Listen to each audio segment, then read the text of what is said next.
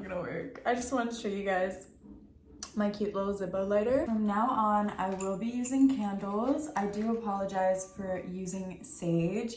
A lot of you guys, after I posted my videos, were kind enough to explain to me that certain types of sage are considered very sacred to indigenous people.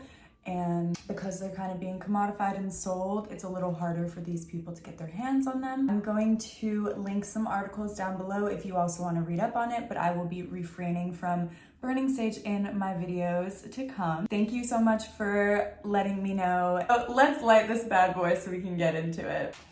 I'm scared to do this with one hand. And it smells, oh my God.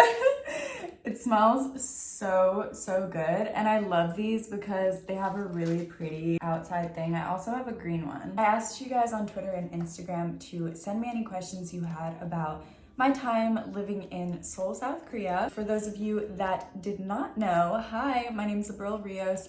I studied in Seoul, South Korea for 3 years of my life. I went to Yonsei University and I attended the Underwood division of Yonsei University, which is basically the international division. And before that, I was living in New York City. So it was a really big move. And a lot of you guys actually started following me when I still lived in Seoul. So I thought it would be really interesting now that I live in Los Angeles to kind of look back on my time in Seoul. I'm thinking of splitting this into 3 sections. So the first video, this one will be about moving to Seoul, and then I want to make one specifically on university life next.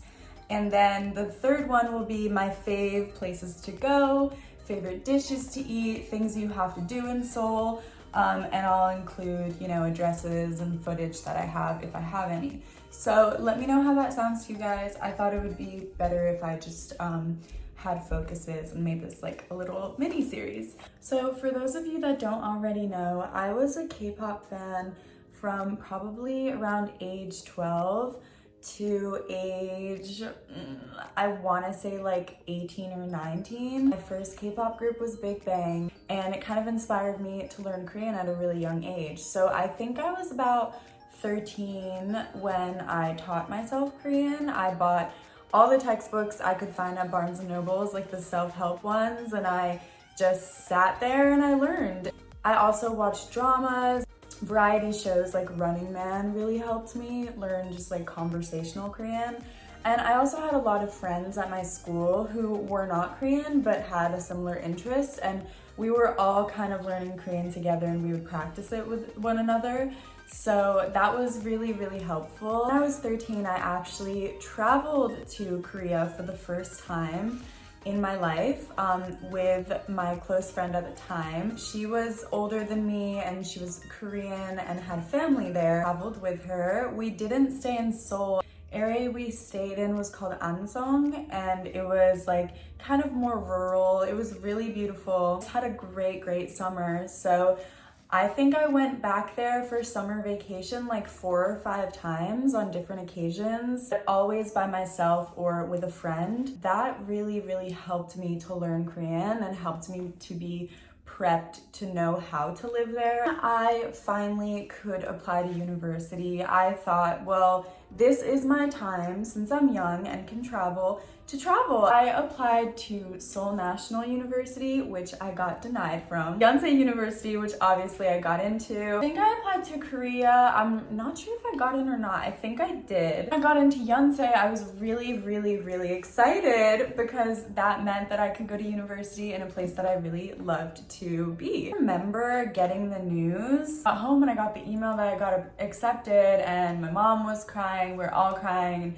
Of course, they were super excited and supportive, but yeah, it was super emotional. University was definitely my main reason for moving. If I hadn't had that reason, I wouldn't have been able to get a visa to stay there for so long. A lot of you guys asked me how I packed to move far away. When you're moving somewhere, you can't really take all your belongings with you, especially if you're moving from New York to Seoul, South Korea. Like when I moved out of Seoul, which was really insane, you know, I had to ship boxes internationally and it was a lot of work. Basically what I did was I filled up one big suitcase with my all-time favorite like 10 shirts, maybe 5 pairs of pants, some skirts and shorts, like a few pairs of shoes, like maybe sandals, sneakers. Most of the stuff that I wore in Korea, I bought in Korea. I really did a lot of shopping, and you will if you're moving there, so anticipate that, you know,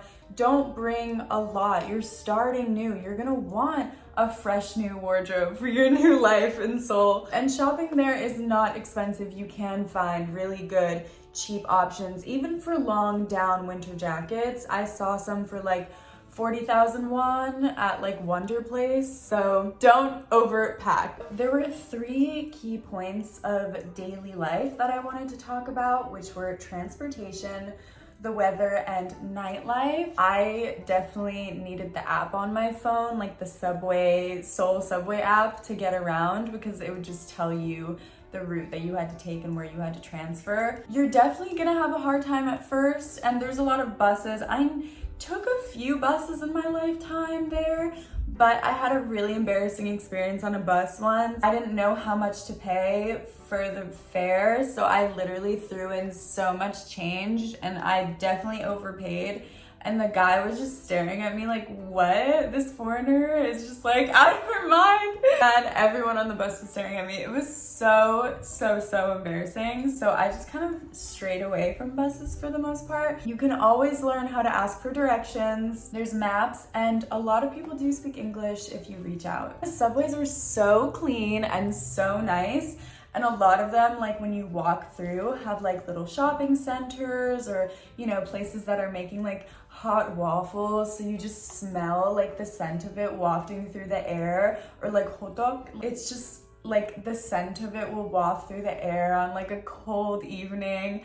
I definitely miss a lot of things about Seoul. The weather in Seoul is really extreme. Really hot days are really hot, and it can get really humid there, which for me breaks out my skin like crazy. And there's like a monsoon season, I believe, in the summer as well. I had a dehumidifier in one of my houses, and I literally would have to empty it out like 10 times a day. For the most part, in the winter, it's very just cold. It snows a moderate amount, probably not too much. I don't think I had that many like crazy snowstorms while I was in Seoul. It can get very icy, so you do want to wear those like really long jackets. They do save your life because the wind, you know, it's just like it penetrates your soul. The one complaint I do have about the weather there, you have to be wary that there's a lot of dust pollution that comes through the air. There's gonna be some days where you may have to wear a mask because the dust pollution is so bad. I do recommend you downloading an app and just staying up to date with that, just for your own health and safety, because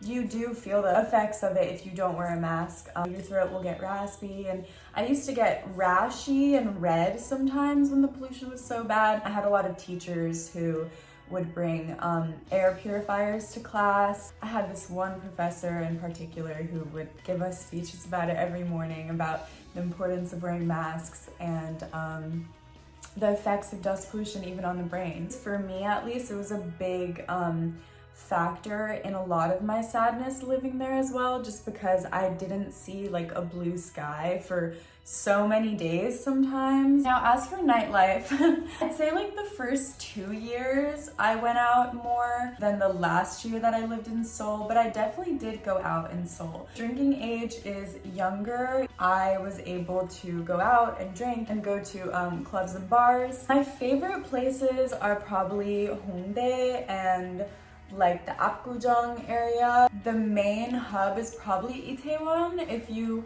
are a foreigner that wants to go party, but personally, I don't know why I wasn't really a fan of Itaewon for the nightlife at all. What I did really like about Itaewon was they have a lot of cute like vintage stores around there, so that's what I mainly would go to Itaewon for. One day I lived really close to. It was walking distance from my second apartment, my favorite one. I would go to a hookah bar named Howling because we knew the owners, and a lot of kids from our university would go there after, you know, a long day. It became our hangout spot, which was really cute. There's also a bar called Bar Zen in Hongdae, which I really enjoyed because they had different games you could play. To be honest with you though, in the last years, we kind of strayed away from those things and we started going to more wine bars where you could just sit at a table and just have like wine by the glass. Places were really cute. There's a lot of them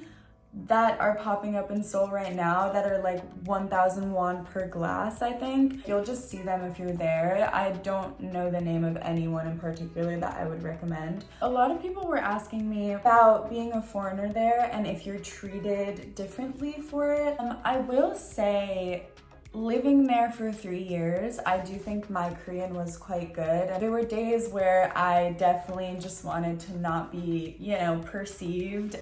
Went to the corner store to just, you know, pay for something. And yeah, there was definitely times where I wish I didn't have to have a conversation about that. I understood that a lot of the times it didn't come from a place of, you know, malintent. It was just genuine curiosity and even, you know, joy that a foreigner was excited enough to move to Korea to, you know, learn about the culture and experience it. Most of the times I took it very politely and I understood, but there were some circumstances where people would feel overly comfortable and they asked me like where I lived and what school I went to. And obviously, you know, guys, if someone comes up to you and says that to you, don't tell them. There's always going to be people that overstep. It's kind of on its way out, I do think personally. In the last year that I lived in Seoul, so many foreigners started living there and like around the campus that it was kind of starting to become like indecipherable. People also asked me to touch on, you know, just sadness and anxiety and depression while living there because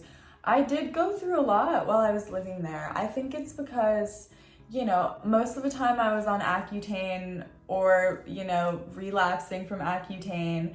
I was new there and I did have friends, but it could get very lonely. The beauty and joy that I felt when I visited just was sucked away when I was like forcibly living there because I was already past the point that I wanted to live there anymore.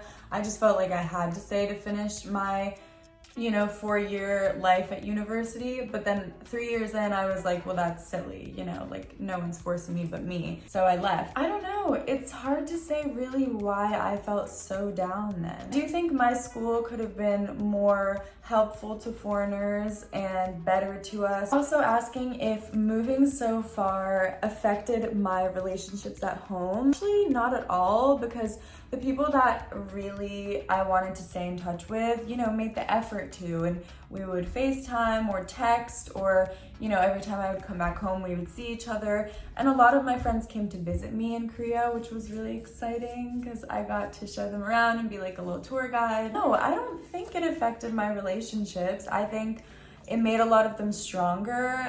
And I made some really, really incredible friendships in Korea. I feel like in a way, if you want to move somewhere, I kind of do suggest that you have been there before on vacation.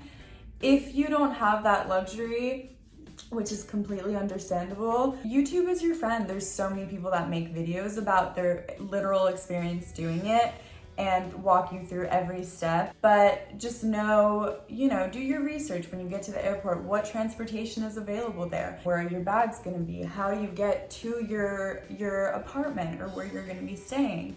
Does your university provide services to come pick you up? Stuff like that. If you're asking yourself how to do this because you really want to do it, you just have to make it happen. No one else is gonna hold your hand and walk you through every step. I mean, we're lucky that we have YouTube now and basically we can have someone walk us through every step, but physically you have to know that you're gonna be alone for a lot of this. It's gonna be a lonely experience if you want to move by yourself so far. There's gonna be moments where you're gonna be alone, but that's okay. And that is a learning experience, and you'll grow so much from that, and you'll learn to appreciate yourself, you know, in every way. So I do really recommend, you know, taking that leap. If you're someone who's thinking about it, I do say do it. But do your research and be smart about what you're doing. Yeah, I hope you guys enjoyed this video. Don't forget to like, comment, and subscribe. Maybe go share with like 3 of your friends. I don't know. Also, I'm monetized now. I'm so excited. This is really cool. I've never been monetized. Thank you so much. I would not have been able to do this without you guys watching, obviously. My Instagram is Abril L. Rios and my Twitter is Abril Louisa Rios. See you guys soon with more skin diaries and yeah, more content. Bye, love you.